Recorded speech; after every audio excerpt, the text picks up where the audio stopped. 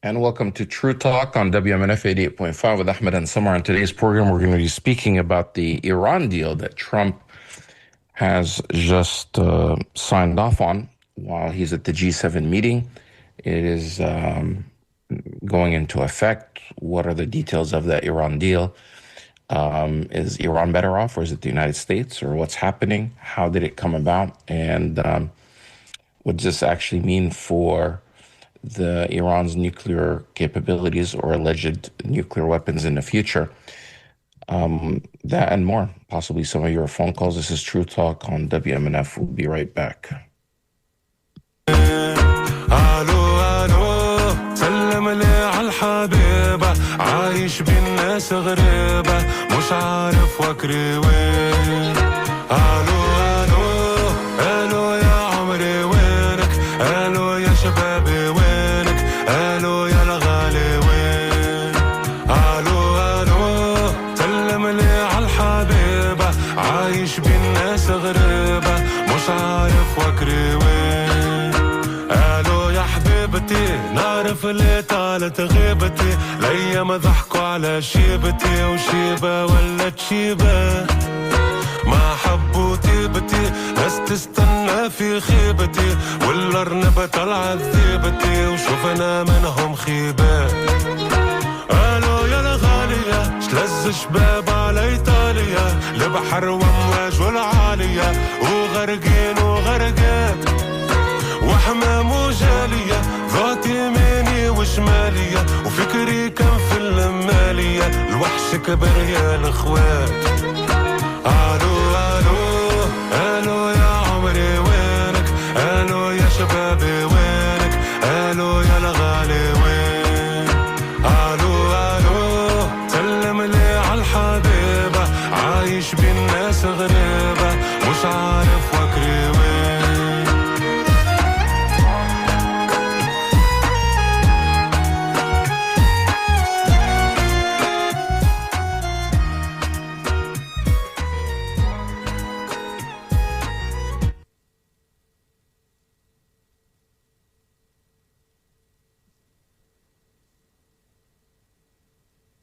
Ahmed, my co-host, are you there? Okay, for some reason. Yes, Samar, I'm here. I was just talking, and I guess you couldn't hear me. I was just saying this is True Talk on WMNF with Ahmed and Samar, and that this was a song by Balti, Tunisian rapper from Tunisia, and people are listening to us live on 88.5 FM or online at WMNF.org, or maybe on the podcast on any of your streaming applications, which you can always find us on, iTunes or Apple Podcast or Spotify by searching for True Talk Tampa or True Talk WMNF. Apparently, since we started our show True Talk years ago, there are so many podcasts now called True Talk.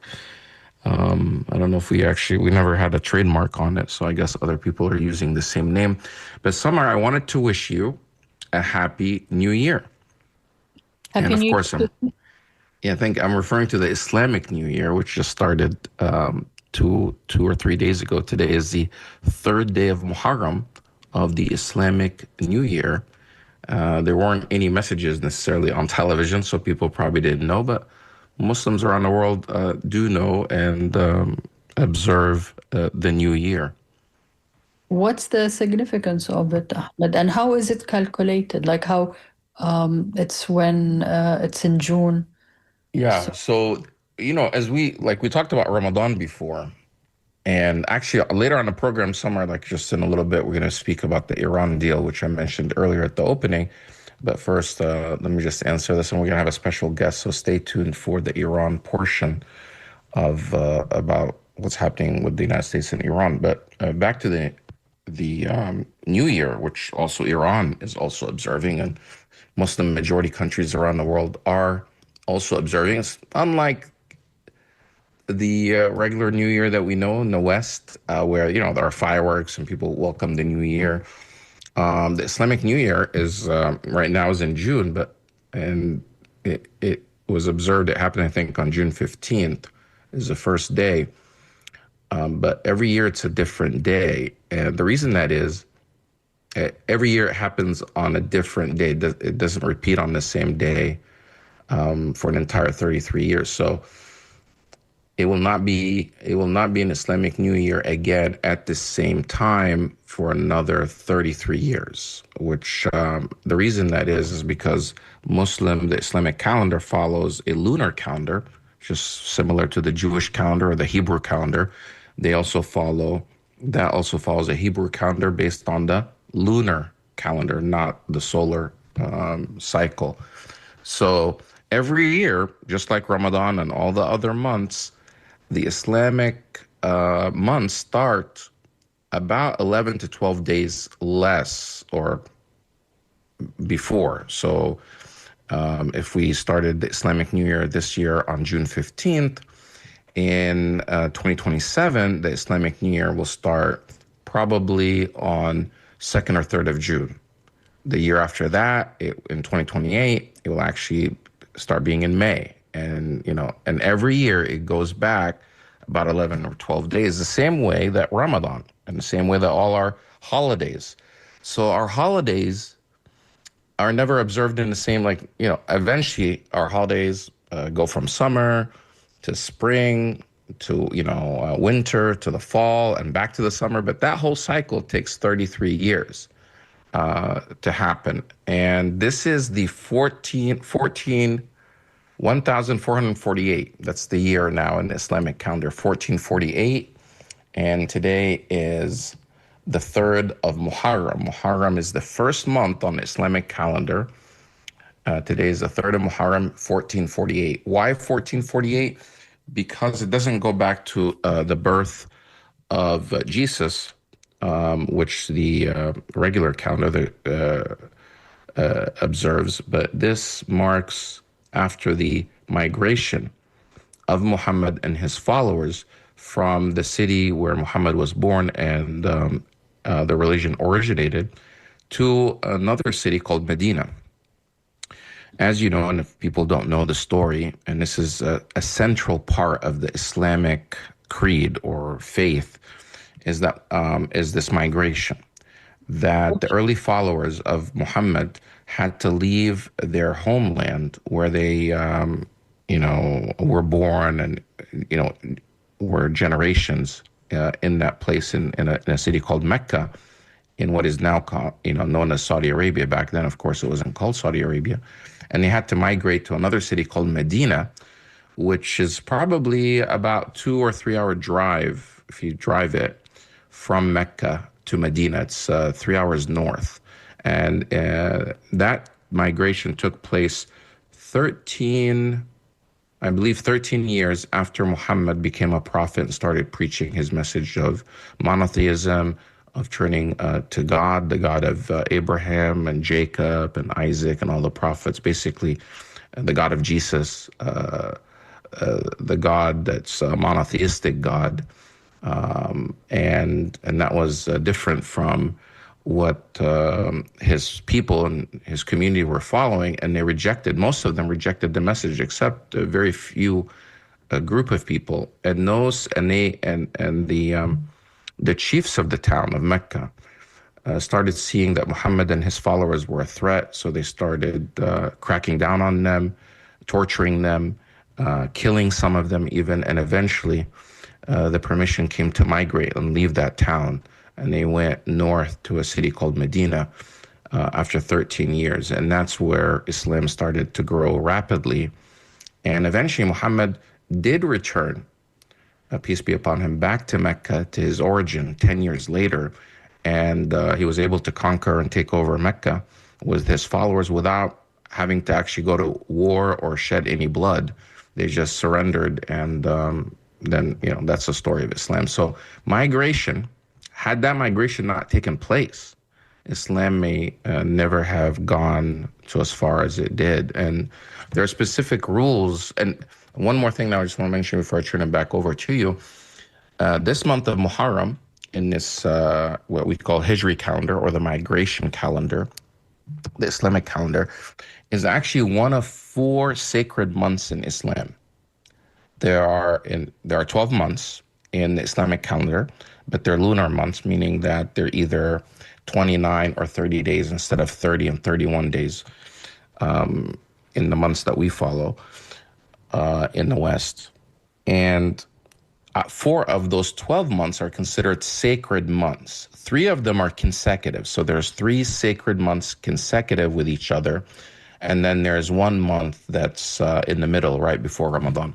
And there are some rules regarding these sacred months. The first and number 1 rule is cessation of hostilities. That during the sacred months, Muslims are not allowed to initiate warfare or hostilities with others. And that's basically when the month starts. So even let's say there's a war happening. If the sacred months comes about, then there should be an immediate, there should be you cannot initiate warfare. Initiating warfare and fighting is not allowed. However, if you're attacked during those months, you're allowed to defend yourself. And the other thing that is not allowed is committing sins and wrongdoing. So you're not supposed to commit sins anyway, but somehow in these sacred months, you have to refrain even more and be more cautious because there is increased reward or increased some sort of punishment in bad deeds if you commit sins. But if you do good reward, that's also increased. And also, it's forbidden to modify the calendar.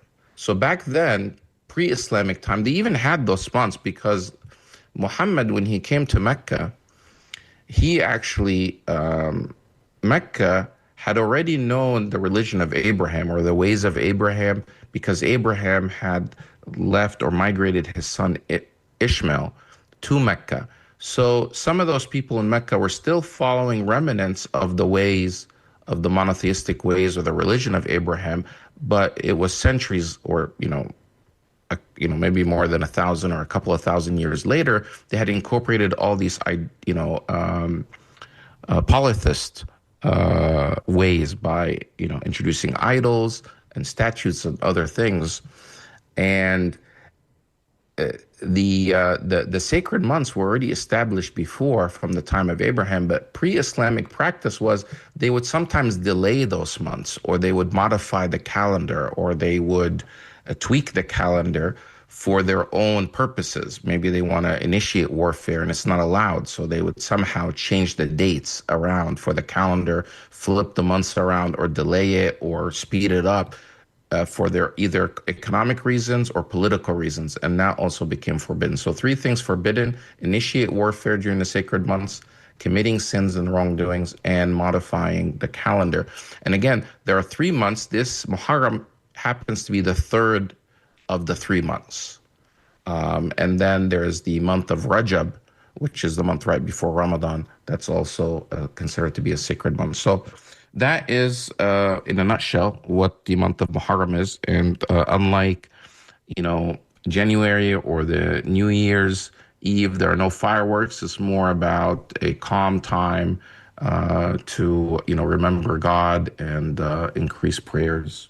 So that's the month of Muharram. It's interesting that cessation of fighting is happening in Iran as the month of Muharram started. Yeah, maybe Trump knows a little bit about Islamic calendar and al-Hijra, so he said, okay, let me do it at Versailles of all places, because it's also very significant that he signed the paper or the agreement in Versailles, because Ahmed, that was how World War One ended, and some people said, yes, it was a peace to end the war, but it also paved the way for World War One. So I'm not sure if anybody is paying attention to that significance. I noticed that. I noticed that when that happened, but I don't know if he actually shared that plan with the rest of the people, because he was just kind of at the G7 meeting and he said, "Oh, let me sign this while here," So yeah. Let me just remind our listeners that our specialist on Iran, Mr. Sina Tusi, Ahmed, he just texted me. He's on a previous interview He will join us at 12:30. So Okay. we have a few minutes to discuss a few things, but you know that how many there is so much interest in this Yeah. memorandum. Topic. It's Hmm. 14 points, and I'm hoping Sina will join us. But I just wanted to thank our listeners, Ahmed, because they supported True Talk, and we were able to raise more than the amount that we were required to raise. So we've been doing this show, Ahmed, more than 22 years or 24, I can't remember. We And stopped counting. yeah, and thank God we still have very loyal listeners and new listeners.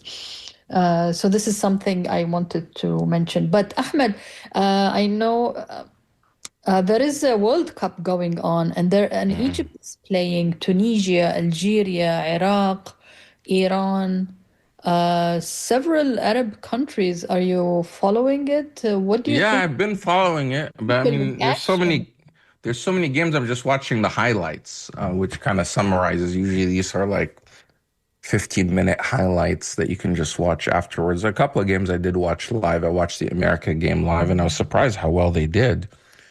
It's a much better team than it was in the last World Cup. Now it's so spread out. America is large, and this World Cup is unique because it's happening on three in Mexico, America, and Canada.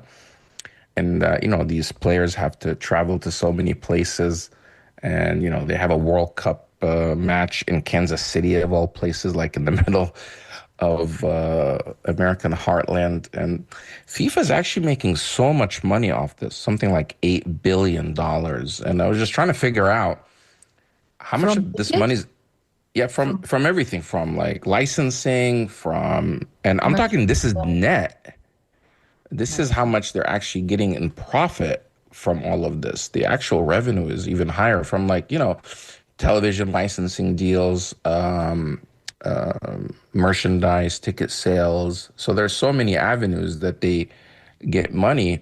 And I don't know if how much of that they actually, and on top of that, they put a lot of the responsibility on the local cities, that they have to cover infrastructure and on other matters. So there's been a lot of controversy around this, obviously, especially with the Iran team. They were not allowed to be in the United States. Like, their home base was going to be in the United States, but they had to relocate to Mexico. But they let him fly in for one day, or come in on a bus. Their first game was in Los Angeles, and then they have to leave right away. And I was surprised. Some of these people that, like one of the players that we just heard this on the news beforehand in NPR News, that one of the players, I forgot which country it was, from an African country, that after the intervention of a lawmaker, they waived the visa fee of $15,000. I guess maybe because she's from a specific country. I have to look into that I more. think it was Why they're also charging 15,000? no, I think it was also the expenses of flying his mom and then putting her in a hotel and all that. Cape Verde, I think, is Oh, the thing. But the other thing, Ahmed, is the acclamation of the players coming to the US. For instance, I read that the Egyptian team at the last 15 minutes were hardly able to breathe and to take the heat in Seattle. I didn't think Seattle was that warm, but maybe it seems that where the did you read that? on Twitter, and again, a friend of mine who is obsessed with watching soccer, and he told me, and because he was asking me, is it that humid in the US? I said, well, it depends where you are. Like, if you are in Florida, yes, it's extremely humid. I really don't know anything about Seattle, but I didn't think it would be that humid because that's where the Egyptian team played. But they several teams were like wondering why is there so much heat in America. I don't know, they assume that the US is a cold country, or they don't know that there is the idea of humidity. and it can Yeah, it affect. was exceptionally hot. I guess it was 90-degree temperature. And so it's like more like Egypt. And of course, the stadium would also be hot. So that was unusual. I did look up this issue of the Cape Verde's goalkeeper, his mother. And yeah, actually, there is a $15,000 bond requirement Mhm. is accurate. The U.S. government requires citizens from certain countries, including Cape Verde, to post a refundable or returnable visa bond of up to $15,000 on top of regular application fees. So this is not hotel or anything else. This is just to be able to you put up a bond so that way when you go back, you get it back. And Hakeem Jeffries intervened and asked the State Department to waive the fee, allowing her to be able to come and watch her own son because she couldn't afford this $15,000 fee. So it's not. I mean, I remember somewhere in the last World Cup in Qatar, there was so much criticism in the Western media about Qatar holding it and hosting it, and that they wouldn't that they were not allowing beer, they were not allowing LGBTQ protests to happen, or things like that. They're saying let's just focus only on sports, and Germany specifically and other European countries were just kept writing so much about how it was such a bad idea to have the World Cup there. Now, in that World Cup, players were allowed to come in, fans were allowed to come in. There wasn't this $15,000 bond. They weren't treated like, some sort of criminals at the border. They were not, you know, arrested or, deported immediately. Uh, c- you know, all countries were allowed to be able to come in, but, that's not the same what's happening in the United States. But you don't see the same type of criticism this time around, that of these problems happening in America. So do you think that there was some bias or racism Of that's course, playing a there role in was this type of media? racism because they couldn't tolerate the idea that an Arab nation and a Gulf nation would be so efficient, so great in organizing and welcoming people. But also, Ahmed, on the other side, I think people, and when I say people, because I am only always on Twitter and I access two languages, the Arabic and the English, and people are really surprised at the reaction of Lawrence, of all places in Kansas, and the way they are dealing with the Algerian team. It's a small town in America of 100,000 people, Can but you explain more? What are they doing? the Algerian team, picked Lawrence to be their base camp, and that's like they came 2 weeks before the World Cup started and started training in Lawrence. So the people of Lawrence are fascinated that their small town has been picked by a team, and the team happens to be Algerian and Arab and from North Africa and mainly Muslim. So the Algerian fans who follow the soccer team descended on Lawrence with their music. And other people from other places in the US who are Algerian descended on Lawrence in order to, see the soccer team practice. So this is another fascinating thing that they saw a window into the American public and citizens that they do not necessarily see on TV because TV only shows you Trump, the administration, wars, and etc. But Ahmed, I need to shift gear now from soccer, although Iran also is playing in the US. We're going to shift now to our guest, Sina Tusi, who is a senior fellow at the Center for International Policy and writes extensively on Iran. I want to welcome you, Sina, on True Talk. Hi, thank you so much for having me. Very happy to be on.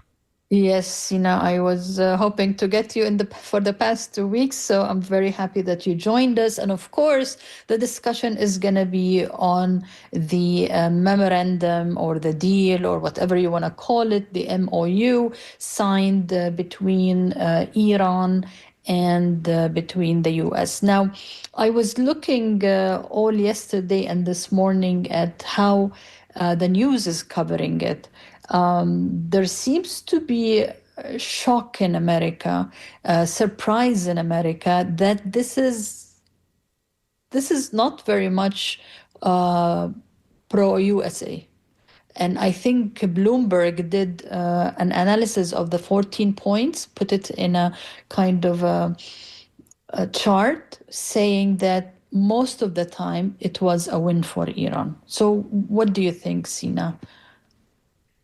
Well, I think, yeah, I mean, Trump started this war against Iran with very far-reaching aims. He really had this regime change goal. He said on the first day, he called on the Iranian people to rise up. He constantly talked about regime change. He claimed he had achieved regime change.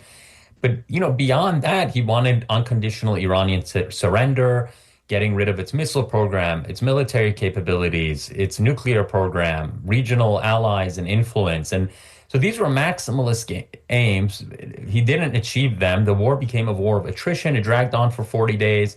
The US took big hits in the region with its military bases, regional infrastructure was attacked, and most importantly, Iran closed down the Strait of Hormuz. This led to major knock-on economic effects. So now Trump has come to he went to the negotiating table, he got a ceasefire, now they've negotiated this MOU. Now, this MOU, the contours of this MOU, yes, there's a lot of backlash amongst hawks in America right now, especially. I mean, I think a lot of Democrats, for their part, are basically giving valid criticism to Trump that he got us into this dumb war, and now he's reaching this deal, and this deal is giving certain concessions to Iran. But I think those concessions were what was always necessary and the alternative to war with Iran. And the war was always a dead end. There was no military solution to this nuclear program. And yeah, so this MOU gives Iran some confidence building measures. There's some upfront sanctions relief. And now they're going to be negotiating the most important issue, the nuclear issue, over the 60-day period. I think the deal is very fragile. It could fall apart. If it goes back to war, that's going to be terrible for all sides. So this deal really, if there's enough support for it and it can lead to a broader deal, that could lead to lasting stability in the region, for the Persian Gulf, for the global economy. What could jeopardize it? Why are you don't sound very optimistic. What could jeopardize this deal? What could go wrong in the coming few days? Yes, well, this deal, I mean, I think amongst its important provisions are one, the first clause is a region-wide ceasefire. And that calls explicitly for an end to the war in Lebanon, for, the respect for Israel, for Lebanon's territorial integrity, its sovereignty.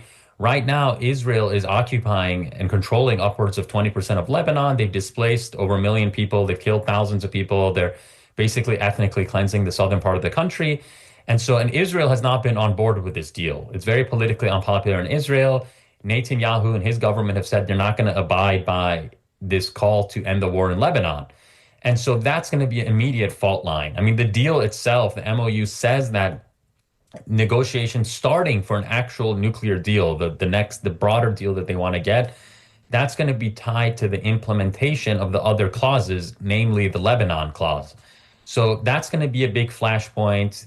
It remains to be seen exactly what's going to happen there. Are the Israelis going to dial down their attacks and gradually withdraw, or are they going to escalate? That, I think, could threaten this deal.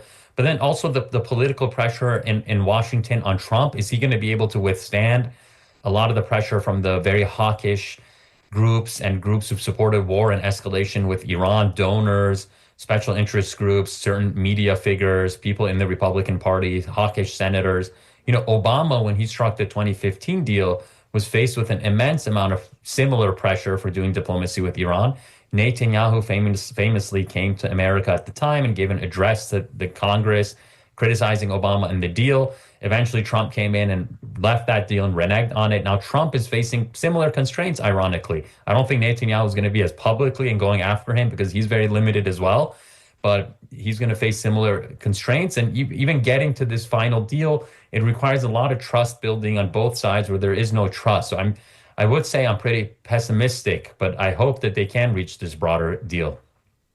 Is there any agreement, any solid agreement on the Hormuz, the Strait of Hormuz, and opening it? And did Iran give up on the idea of charging some ships passing through because, I mean, and even if we look at the number, I think clause number 7, which the US commits to end all types of sanctions that are currently facing the Islamic Republic of Iran.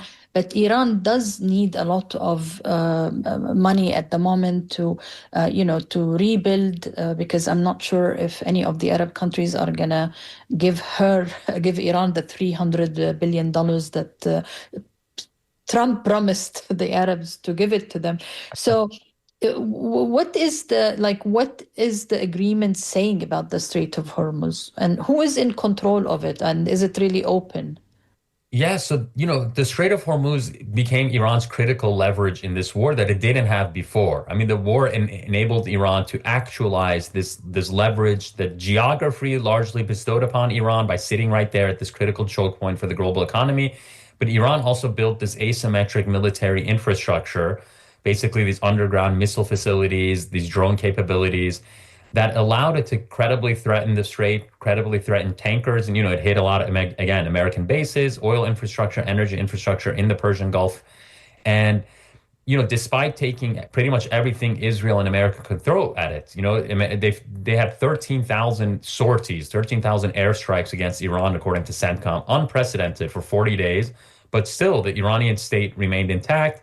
The social and political cohesion in Iran increased, and their military capabilities and their drones and ballistic missiles remain in underground facilities. So, they've also mined the center part of the strait. So this agreement actually says that for the 60 days, for the 60-day negotiating window, they're going to let ships pass, and they're going to commit to demining. Now, the passing, the Iranians have actually been committed, and it's in their, they say it's in their interest to let ships pass through their preferred route. So they have designated a route through the northern part of the strait, and they've been reaching bilateral deals with countries and tanker companies to get paid and to let these ships pass. So that's the most ideal situation for the Iranians to consolidate that leverage and that hold they have over Hormuz. So it seems like as part of this deal, they're going to let traffic, move back towards the pre-war levels. It's going to have to go probably through the Iranian route because the middle traditional route is mined. But then after the war, yeah, the MOU says that the management of Hormuz is going to go to Iran and Oman and as the coastal states. And the Iranians, I track a lot of Iranian media and officials and what they're saying, and they're very much committed to this idea that they're not going to go back to the pre-war status quo on Hormuz, and they are going to charge. They're not calling it tolls, but they're calling it service fees, which is their, self-serving way of basically being able to collect money for ships passing through that choke point, that strategic choke point. And yeah, and to your point, there's a sanctions relief aspect to this, that Iran is looking for compensation and reparation, and it's in very dire economic straits. So it needs money to rebuild and develop. This is True Talk on WMNF. We're speaking with Sina Tusi. He's with the Center for International Policy, and we're talking about Iran. Pressures that were on Trump to accept or to come up with some sort of deal because of the economy, etc. But what internal pressures were happening that also pushed for a deal? And, which side? Because from my understanding is that, there are two political powers there, on the president's side, the reformists that are, were in favor of more dialogue and some sort of deal. And then the Revolutionary Guard were, the hardcore elements there that wanted to continue. So what was there that made the Iranians, and was there any pressure from or facilitation from the Gulf countries? Yeah, so a couple of things. Iran had been engaged in negotiations with the Trump administration before this war. And they actually came under surprise attack twice now, because they were in the middle of negotiations when the June war happened last year, the 12-day war. And they were again in the middle of this negotiating process with Jared Kushner and Steve Witkoff in Geneva just at the end of February. And actually at that negotiation process, the British National Security Advisor was there. According to him, a deal was at hand. A new nuclear deal was basically at hand. The Omanis as well, who are the mediators, also said a deal is at hand. But, again, Trump and, at the behest, being advised by Netanyahu and kind of the promises and wishful thinking that Netanyahu gave him, went all in. He thought he can get regime change. He didn't want to settle for a new nuclear deal. He left the Obama era nuclear deal. He wanted it all, and he couldn't get it all. Again, he hit a dead end. Now, the Iranian position has been pretty consistent. Yes, you've had a lot of key figures assassinated. You had the supreme leader assassinated. Now his son, who is this very shadow, murky character, who is the new supreme leader, he is the ultimate arbiter. But the system, the decision making on a lot of these national security issues in Iran is guided by this institution or driven by this institution called the Supreme National Security Council, which makes decisions by consensus that brings people from the IRGC, the president, various political factions. The president is the nominal head, but it is a consensus-driven body. And we've seen recently, the parliamentary speaker, Mohammad Bagher Ghalibaf, who is a conservative, he's from the conservative faction in Iran, but he is more pragmatic. He's not a hardliner. And he's also a former IRGC commander. And I think he is someone, much like Ali Larijani, who was the previous head of the Supreme National Security Council, who was assassinated by Israel. Ghalibaf has emerged as a more consensus-building figure in Iran. Again, he's not like the de facto leader. It is Mojtaba Khamenei. The institutions of the Islamic Republic are still there. But the system has been willing to basically give concessions where it was previously able to willing to give concessions. The red line in Iran has basically been they don't want to validate the war as extracting nuclear concessions from Iran that they couldn't get through negotiations. So if Iran was willing to give certain things before the war, that's what they're willing to give now. That's what, these broader negotiations on the nuclear file are reflecting. But other than that, this MOU is giving Iran, a certain amount of upfront sanctions relief. Again, the access to the frozen assets, oil waivers to be able to sell their oil more easily. And, but then getting to this broader idea of getting a nuclear deal, getting this $300 billion investment fund, which the idea is that that's going to be a regional investment fund, that these Iran and the Persian Gulf Arab countries can, because a lot of them have had interest in détente and rapprochement with Iran. And I think this war reinforced that war is not to the interest of any of these countries, and they can blow each other up, or, they're permanent neighbors and they're going to have to live in peace side by side, and to economically integrate and change the incentive structure. So there is that incentive there. There has been a willingness from some of these states, Qatar, Oman, even Saudi Arabia, potentially even UAE now, because there was a report in Bloomberg about the UAE delegation going to Iran last weekend, giving back some of Iran's money. So that does hold the prospect, if they can tie these threats together, to create a new regional order that is not built on the marginalization of Iran any longer, but some level of inclusion, accommodation of these countries together, and trying to get this broader nuclear settlement. So thank you for that. Just like there are different factions on the Iran side, there's also different factions even within the Trump administration themselves. Obviously, there are those hawkish neocon figures. These Christian Zionists are involved, like Huckabee and others, and Rubio, who was obviously very committed to the Israeli state. Hexes, who is also a type of Christian Zionist. There's a report in Israel Hayom that says Trump is weighing purge of Iran deal opponents in his administration. And they're citing things like people like Hexes, Ratcliffe from the CIA, and even Rubio. Have you seen those reports? Is there any truth to that? You mentioned he's going to come under a lot of pressure, probably, from the same groups that, put a lot of pressure on Obama when he tried to make the deal, because this deal is kind of similar to the Obama deal. So what are you hearing about that? Is there any truth? I mean, is there a possibility that Rubio will be kicked out and Hexes and others? Or, if you could add your comments on that. Sure. Yeah, it's very fascinating because you see amongst the Republicans, I mean, there is a lot of, the divisions within the Republicans, as you said, within the Trump administration. I mean, certainly Hexeth, Rubio, Ratcliffe, these were the more very hawkish actors within the administration and officials who are much more aggressive on Iran, who supported this war. And, in contrast to other elements of the administration, people like J.D. Vance, who comes from the kind of more restraint-oriented Republican factions, or, Hmm. Tulsi Gabbard at the Defense Intelligence Agency, who's resigning, and she's going to be out by the end of June.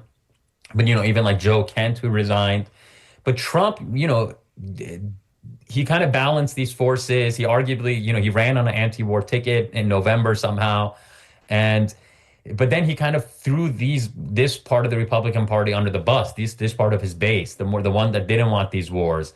Even what J.D. Vance has traditionally been represented and advocated for was, not these forever wars, not more wars in the Middle East. And Trump really pivoted towards the neocon camp. He thought it was going well, that, he did the Venezuela operation easily. He was sold this bill of goods that this war with Iran can be easy. Netanyahu told them this. And yeah, so the Hegseth, Rubio, Ratcliffe were all on board, and they were driving him towards that. They're much more close with the Israelis.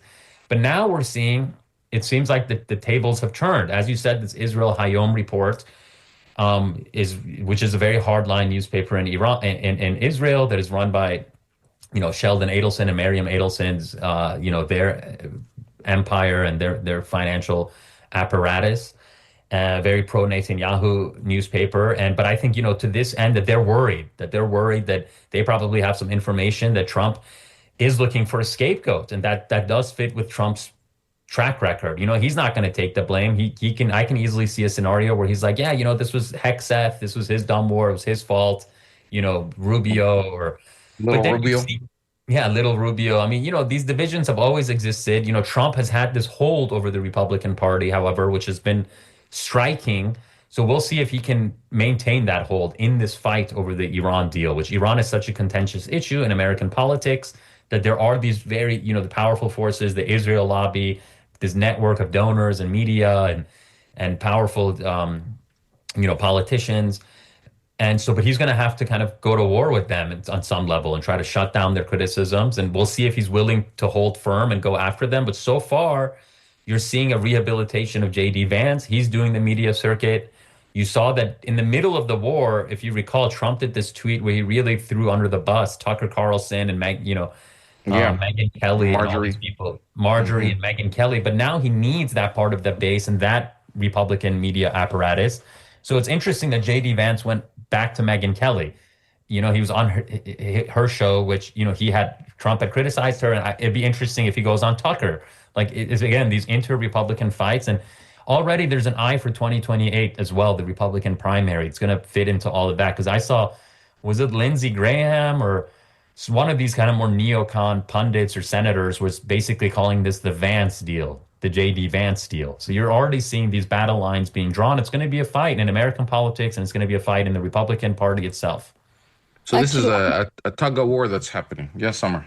yeah, actually, I want to, because I saw the interview between Caitlin Collins and Senator Roger Marshall, who is a Republican, and she kind of was shocked, Ahmed and Sina, when he said Israel has the right to defend, Iran has the right to defend herself or itself.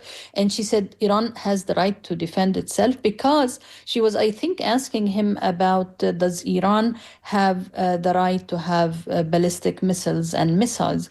So is this like goes along what you're saying that now we are seeing some shift within the Republican Party that are saying, yeah, it's okay for Iran to have ballistic missiles? Yeah, it's very striking. I also saw that interview. I thought it was very fascinating.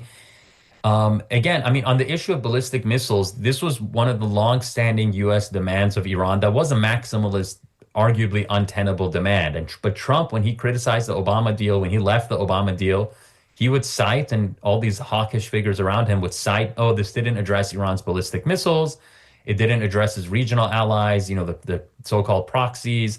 But now these issues are not even part of the MOU. There does seem to be a strategic retreat from the US on this issue of ballistic missiles and this regional issue, which was untenable. Again, they went to war, they did 13,000 airstrikes, spent hundreds of billions of dollars, and they couldn't resolve, there was no military solution. So the alternative, which was always the best policy forward, is it diplomacy is trying to get a compromise that meets core U.S. interests and defangs the Iranian nuclear program, which is very viable to eliminate their pathways to a nuclear weapon.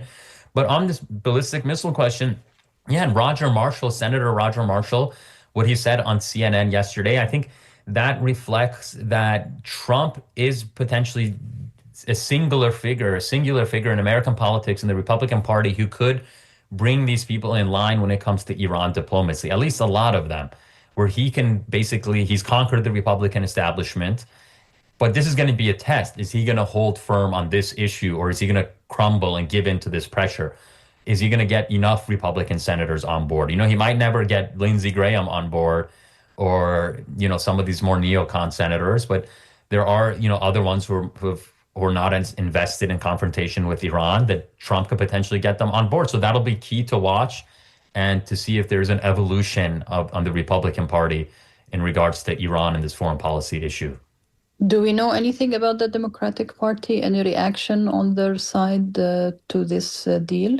Yeah, so Democrats are also, I think, from my observations, basically in this place where many of them, in a very natural way, I think in a way that is reasonable, they're seeing that Trump got in this disastrous war.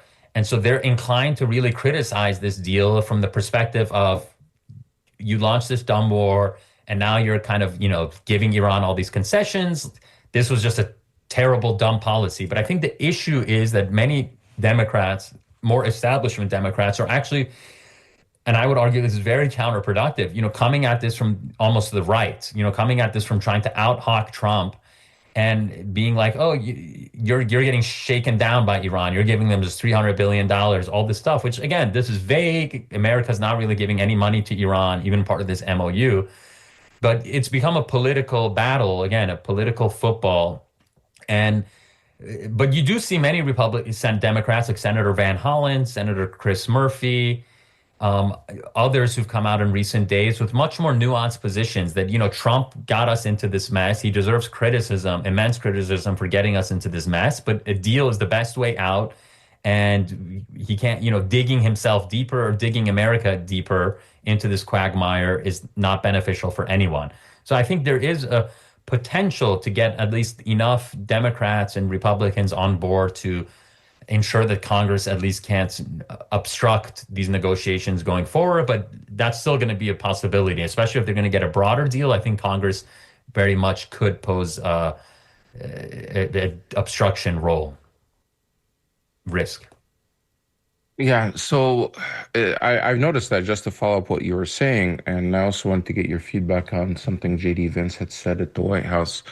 But on the local, I'm noticing some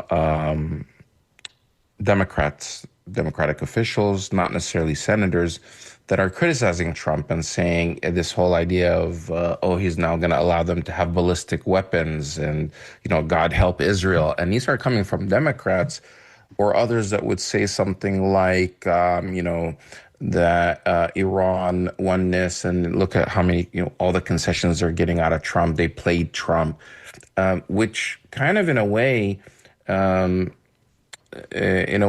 Trump to not, negotiate a deal. Like, it has this, so it's either, if you're on the Democratic side, do you want war to continue or not? Yeah, you're criticizing the war on one hand, but then you're taunting, saying, oh, even when he's trying to end it, trying to taunt that he's actually the loser here.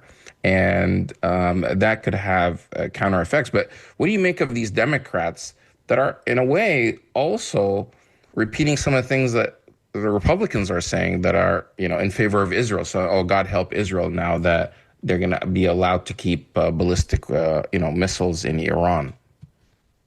I think it's extremely unhelpful. And again, these are the more hawkish Democrats. I think, the Democrats are split on this issue. Again, some of them are coming at this from a more productive angle, I would argue. But yeah, you're seeing some very bad rhetoric that's unhelpful, that is in line with the narrative and assumptions that got us into this terrible war. Like, what is the alternative? To go back to war, to get gas prices back to $5 a gallon nationally, to deplete U.S. energy reserves, to deplete, critical munitions and THAAD interceptors and Patriot missiles. I mean, this war was a disaster. There is, again, no military solution. So it's easy for some of these political people outside of the government who are not in the Situation Room to criticize, this deal, diplomacy. But Trump left a working nuclear deal without a plan B. The plan B became war. It was a disaster. We need to go to serious diplomacy. And if these Democrats or Republicans who are criticizing this, it's just a cynical political move that is not helping anyone, certainly not any rational definition of American interests or, prosperity for the American public. So I wanted to get your reaction on something that JD Vance had said because of there's also a lot of what you mentioned earlier, pro-Israel hawks and groups that are pressuring Trump here, but also in Israel, a lot of ministers are attacking the deal and criticizing, Trump. So this was the response from JD Vance, and I want to get your feedback afterwards. What does bother me is that you've seen people within Bibi's cabinet who have come out and attacked the deal and in some ways very personally attacked the President of the United States. And I guess my message to them would be twofold. Number one, Donald J. Trump is the only head of state in the entire world who is sympathetic to the nation of Israel at this moment in time. And he happens to be the head of state of the world's superpower. If I was in the cabinet of the Israeli government, I might not be attacking the only powerful ally that I have anywhere left in the entire world. And the second message I would give to some of those cabinet members, Bibi, to his credit, has not gone down this path, but to some of these cabinet members in Israel who are attacking the President of the United States, the other thing that I would say is that over the last 3 months, 2/3 of the defensive weapons that have protected your homeland have been built by American hands and paid for by American tax dollars. The problem for Israel is not Donald J. Trump. And anybody in Israel who thinks their biggest problem is the President of the United States needs to wake up and smell the reality of the situation that country is in. Thank you all. Yeah, what's your feedback? I think he's spot on. This is something that, the Israelis have basically grown used to using and abusing American power. And they've proven in these wars since October 7th that they're totally dependent on American support, military support, like he said, these defensive interceptor missiles, but also all the political support and backing that America gives Israel.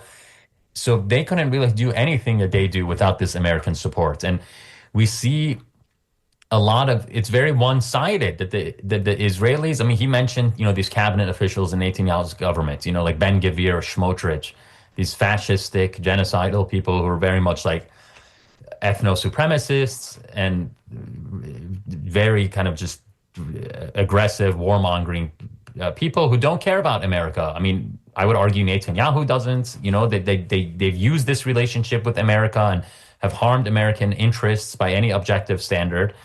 And now you're seeing this big backlash to Trump within Israel. That, in Israel, they aren't an election year themselves. They have elections coming up in October, I believe. And so, but the electorate there is very far right, generally. The left has been long since defeated in Israel. It's a very far right extremist electorate. And so everyone's kind of trying to one up each other on being hawkish towards Iran, the Palestinians, Lebanon.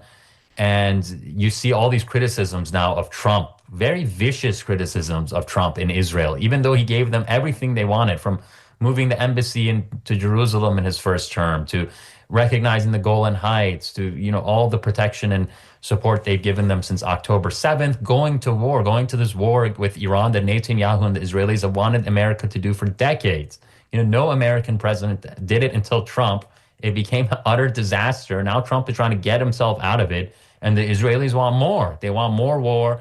They want more support from the U.S., lopsided support. And JD Vance just drew the line, I thought, in a very eloquent, striking way. And I think this is good politics from him. And this is also an eye to 2028, that this is JD Vance didn't really associate himself with the war. He was in the backseat, but now he's intentionally coming front and center on this deal on diplomacy. And I think that's politically smart, including the criticisms of Israel, because even in the American public, Israel is now very, increasingly and very deeply unpopular. When Trump replaced JD or replaced Kushner and Witkoff, who are known Zionists, and especially, I mean, Kushner himself, the son-in-law of the president, and not only is he profiting big time off the connection to the White House, and simultaneously, trying to do these peace deals and negotiations. And it was, I think, him after his return from